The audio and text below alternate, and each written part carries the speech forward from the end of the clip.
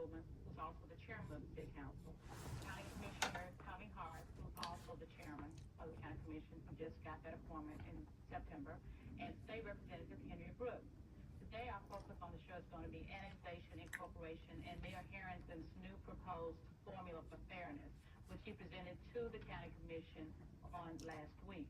I guess we can just kind of start talking about, a little background for this formula for fairness, how all of this issue came up with, the annexation and the 9 or 8 different towns that are proposing incorporation.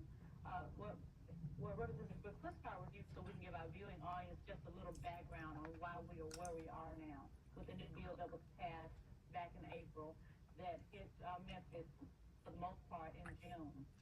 I think people became aware of it in June. It all started in the legislature with the bill that was passed. I can't remember the number, but it dealt with annexation. And I think the main problem was, and I guess now that it's surfaced, the information is that the bill was disguised as one thing, and most of my colleagues voted for it based on what information they received from the sponsors of the bill. And who were the sponsors? Of the House. Okay, who was the sponsors? In the House, it was Randy Winks, who's our assistant majority leader. Caucus chairman. And of course, it's sponsored in the Senate by Lieutenant Governor Wilder. The problem with the bill is that there was some, in my opinion, some collusion and duplicity, because the Constitution says that a bill, the caption of a bill or the subject matter of a bill must be clearly stated in the caption, in the summary of the bill. That was not clearly stated in that bill, and some of our colleagues in the House voted for it based on some misleading verbiage in that caption. The bill did not at all state that we would be facing what we're facing now. Annexation would be changed, and the number of towns that could incorporate, or the number of people who needed to sign a petition to incorporate a town would be lowered, nor did it state that it would be in existence for 1 year. And I guess that's one question I have. Do you have many bills with a time limit such as a year or 6 months or 2 years? Since I've been there, and that's since '92, I've never seen that before. So that was just something that was peculiar to that particular piece of legislation. Well, and I guess another thing that I think a lot of people need to be aware of what's going to happen. I know this has been presented to the court. Mayor Herenton appeared in court. He lost, or the city lost. So the incorporations are moving forward. The city, the county election commission just approved 5 to go vote on December 9th. So that's behind us. What can happen when you all go back to the legislature in January? Can this be reversed in any way? Well, no, Gale, actually, it's on appeal, and it's in the courts, and the courts will have to decide this issue. I know that the Speaker of the House and the Senate has appointed a committee to look at this whole annexation issue and some of the other auxiliary issues related to that. And in my opinion, that's kind of sort of like closing the barn door after the horse is already out, because we can't go back and redo what we've already done. So once these places become incorporated, there's nothing that can be done? Unless there's some ruling from the court, that's the only way that it can be impacted or reversed. But we can't do that. Okay, so that kind of brings us up to date with where we are. Towns are trying to form. Mayor Herenton has come up with a formula for fairness, which is supposed to shift the tax burden from city residents to county residents, and hopefully make a more balanced tax structure for all Shelby counties. And I guess that's where we can, Commissioner Hart, you were one of the people who Mayor Herenton presented the proposal to. Could you tell us what this proposal actually means to everybody in Shelby County? Well, Gale, if I might just take a moment and kind of link some of this together from the state basis to the county basis as well before I answer your question. Under the county charter, and I believe it's 6.7 deals with annexation and 6.8 deals with incorporation. The county is restricted, and that's the word used, restricted from being involved in either annexation under 6.8 7 or incorporation under 6.8. Now, in doing some research into that, what I've been told is those were put in there by the representative from the city of Memphis on the charter commission when the present homeroom charter for Shelby County was created, because they were trying to protect the annexation rights for the city of Memphis under the law at that point in time, and they didn't want the county involved in annexation and nor incorporation as well. So they're in the county charter at the request of the members who represented the city of Memphis. So we're somewhat restricted, not somewhat, we're totally restricted, I guess, in becoming involved in annexation and incorporation of these. Well, why was the proposal presented to the county commission? Well, I guess this is the taxing issue. I guess it's a different issue than the incorporation, and this is an alternative to not being able to do anything with the towns moving ahead with the annexation. Well, it gets kind of perplexing sometimes when you look at the proposal that Mayor Herenton brought over. And I understand now, all that we have received in county government are copies of the overheads that Mayor Herenton presented. He didn't give us anything other than that, so it's pretty sketchy in what he's given us. But we are moving full speed ahead. I had a meeting this past Thursday with people from the assessor's office, the trustee's office, from administration and finance, we've got information from the Med, from the correction center. All of those parts are impacted by the relationship and the proposal that Mayor presented. Okay, now even though he just presented overheads, but in the overheads didn't have a breakdown of what city residents pay or what our taxes go towards versus what the county pays for like education, library, health department, MHA. Let's talk about education. He shows in that, I think, $50-something million. 53 million. Okay. That's the taxes that the city of Memphis residents, which the city council, the mayor recommends, I'm assuming the mayor recommends that, and the city council approved that the city of Memphis residents pay to the city of Memphis. 100% of that money goes to city of Memphis schools. Now, the 100% money, of the 53 million? right.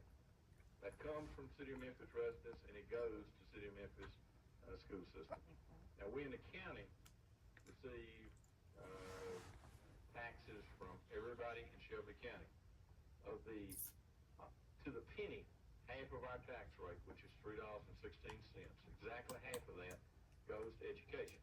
We fund city of Memphis education, both from that tax rate and the sales tax, which we dedicate to them.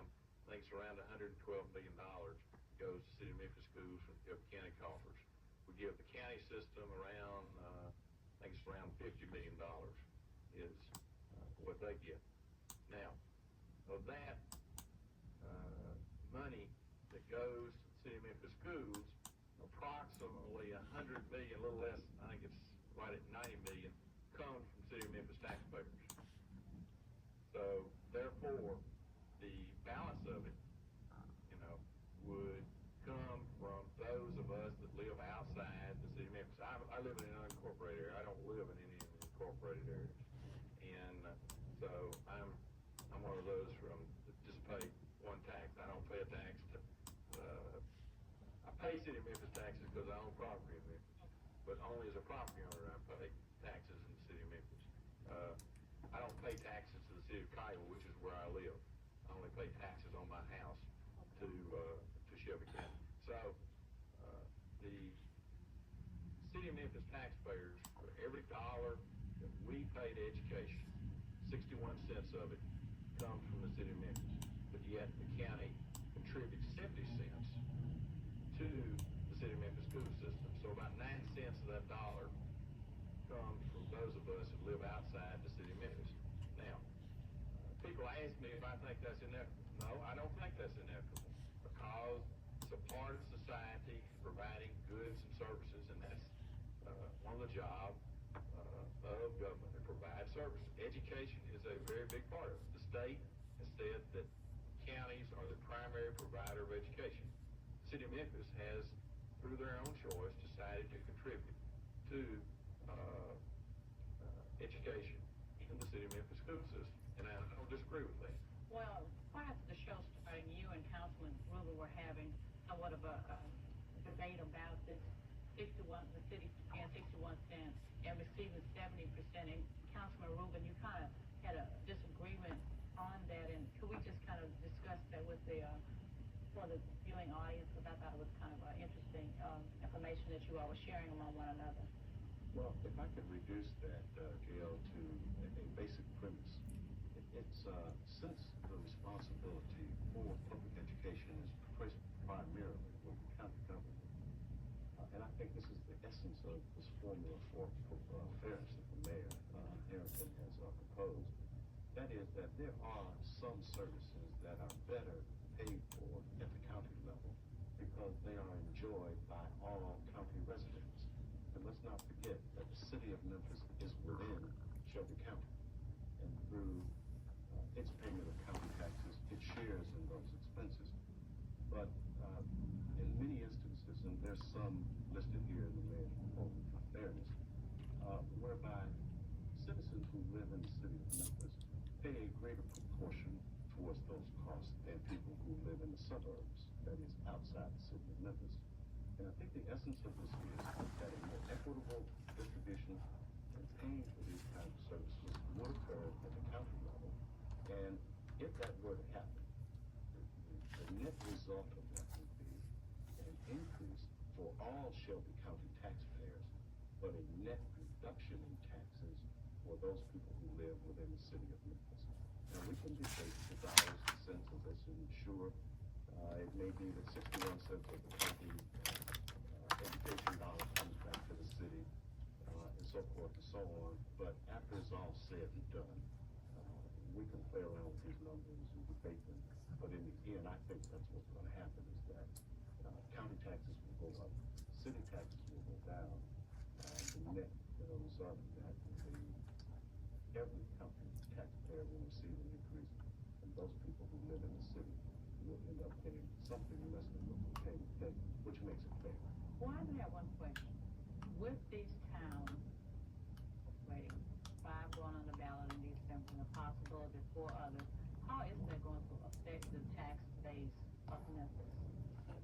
It will diminish in terms of revenues coming from the city because coming back to the city of Memphis, because then the county will be forced to share those dollars with the municipalities as it does with the city of Memphis. I liken this much to a family in many ways. So, for example, when your child grows up and moves out and establishes his own home, of course he takes on the responsibility for maintaining his own home. And I look at this the same way. I think this formula for fairness acknowledges the right of people to have, that is, people who live in the suburbs, to their right of self-determination. It also acknowledges and asks as well that if you want to be independent, separate from us, then you should also bear the expense associated with that statement. You know, let me just I want to agree with Councilman Rubin, Chairman Rubin, because I think that I applaud the mayor for coming forward and taking the leadership and trying to resolve. There's something on the table that's going to address this very critical issue, and it is very critical for our growth, and that's very serious because we're talking about the possibility of tax base that could be definitely impacted negatively. But I think what we need to do, and I'm really glad the mayor is doing this, we can debate it and debate it and debate it, but the issue on the table now with the court having turned down our petition is that we've got to move forward with some progressive strategies for fair taxation. That is the key issue. We want to allow those who want to live where they want to live to be able to do that, not stifle anyone's right to choose the locale where they would like to establish a residence. However, there is the issue of the city being able to continue existing services, and being able to do what is charged to do under the charter and still be able to give kind of revenue, not minimize the revenue that comes from the state. So there has to be some strategy put on the table so that we can make sure that revenue continues to come in, and then others, all of those, the Toy Town petitioners, as well as existing Shelby Countyans and Memphians, receive the basic services, and our tax base is not decreased. Well, since this issue of annexation and incorporation, and now Herenton's formula for fairness has come about, I mean, the talk shows have just been bombarded with calls regarding these issues. And one of the things that continue to come up is that can Memphis become its own county? Now, right now, the state of Tennessee has 95 counties. Is there room for 96 counties? And is that in our Constitution, Representative Brooks? Is that possible? Does it even make sense? Well, you know, I don't know if it makes sense or not, but I don't think it's in our Constitution that you can't, you have to have a certain amount of counties, because when the Constitution was written, there wasn't a formula that said you had to have 95 counties. That can be done by statute.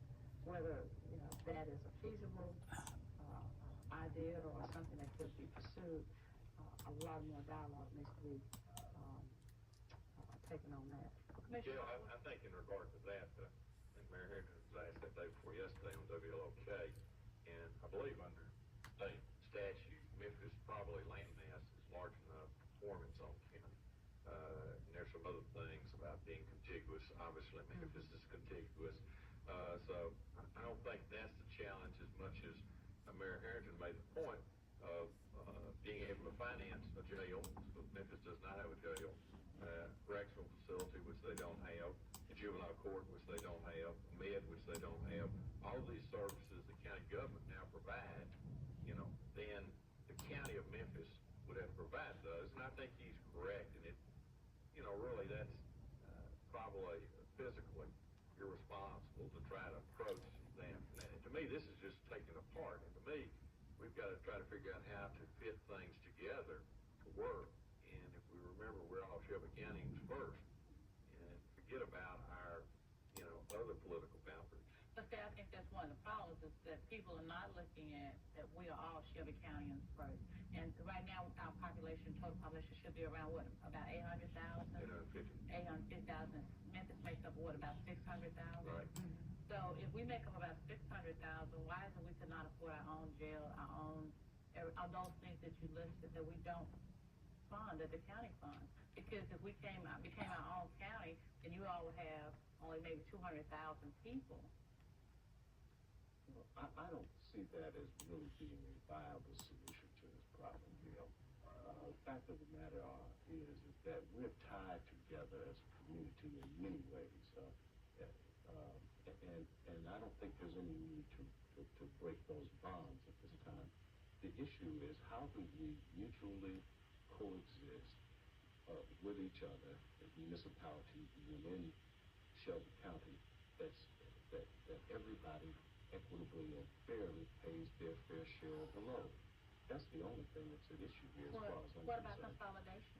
Absolutely. Consolidation could be one answer, but politically that doesn't seem to be very feasible at this time. So, well, you say politically it's not feasible, but what about what's best for the community, total community? Well, I think if we did what's best, we probably would go towards consolidation. You're assuming, Gale, common sense prevails in politics. There's very little common sense. You know, and you've got the ultimate odd couple against consolidation. You've got the blacks that have come to power in the city of Memphis and the white suburbanites. Neither one of those want consolidation. But that leaves dilution of power. That leaves the people out. That leaves the people out. And what we're saying, I think that's an issue that definitely needs to be explored. There needs to be some definite, real serious dialogue and conversation and education on the part of the community about that, because I believe that the community, if properly informed, would be more concerned about the level and the quality of life and the kind of services that they would get, as opposed to the color of the elected officials under consolidation. I think that is their primary issue, is quality, enhanced quality of life, enhanced and adequate level of services.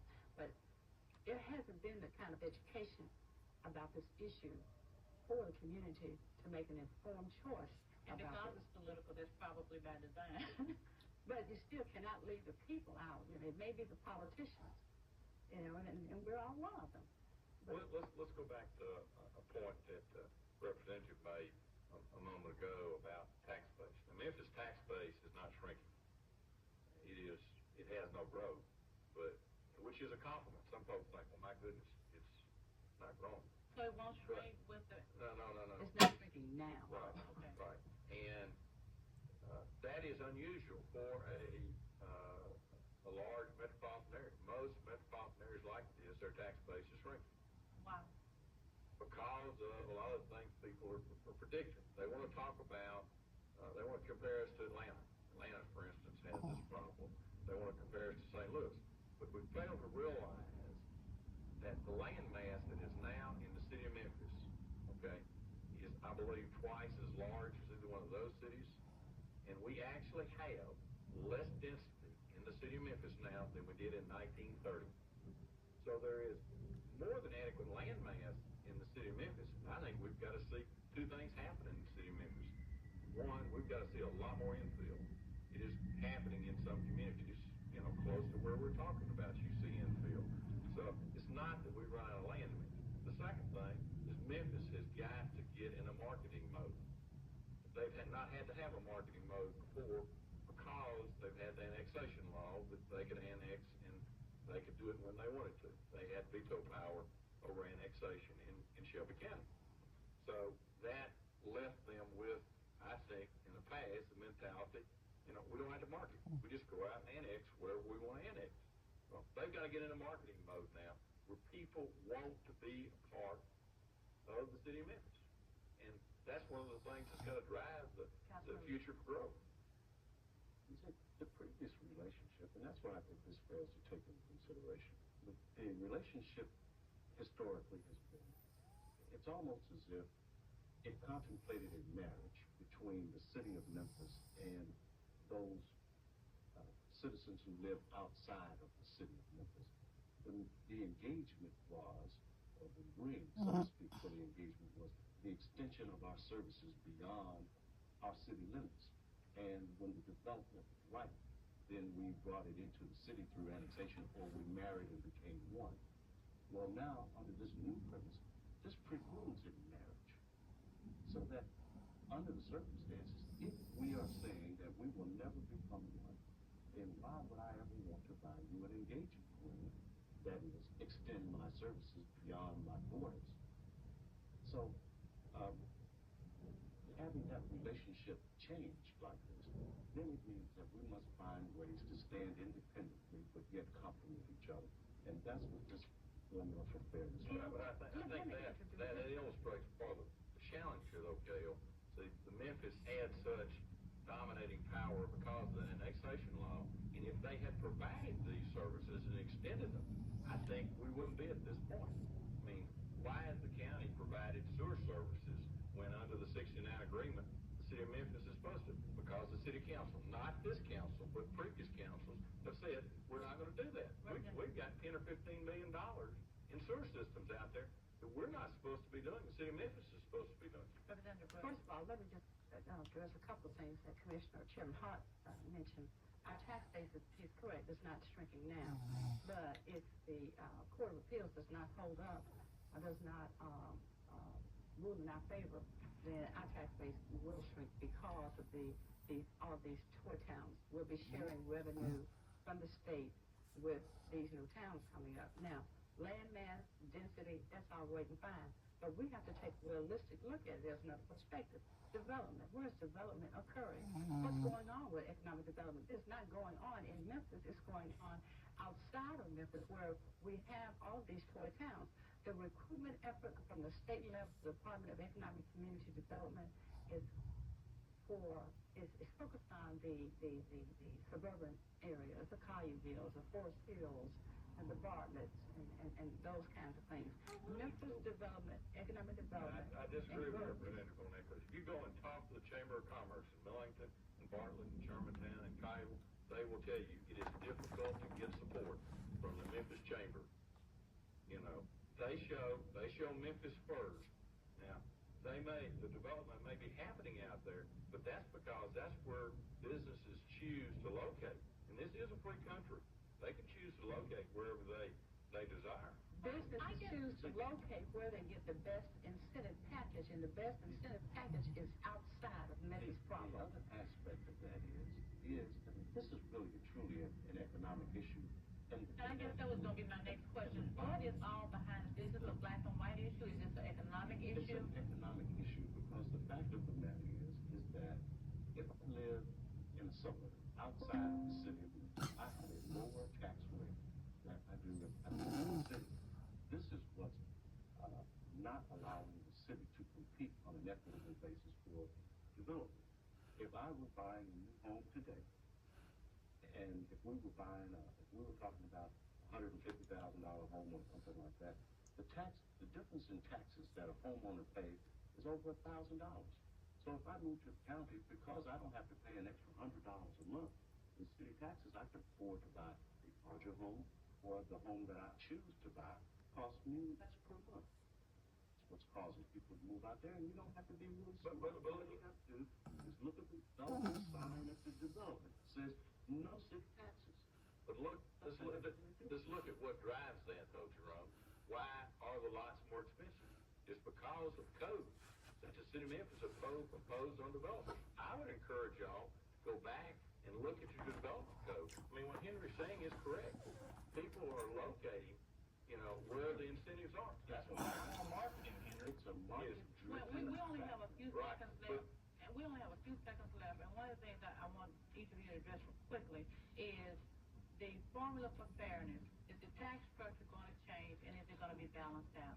Councilman Rubin. I think the only way for us to peacefully and equitably and fairly coexist here in Shelby County is to redistribute the tax base across the citizens of Shelby County.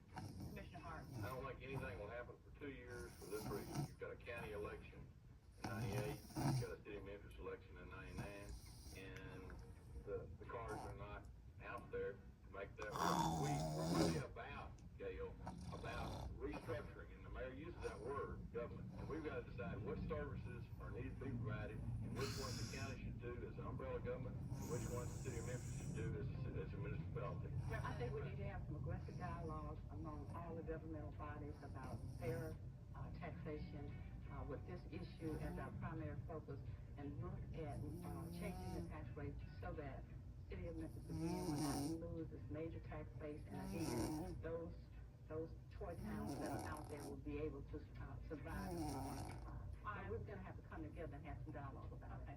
I want to thank my guests, City Councilman Rubin, County Commissioner Hart, State Representative Henri Brooks. This issue, I agree with Commissioner Hart, will be around probably for at least a couple of years, but I would like my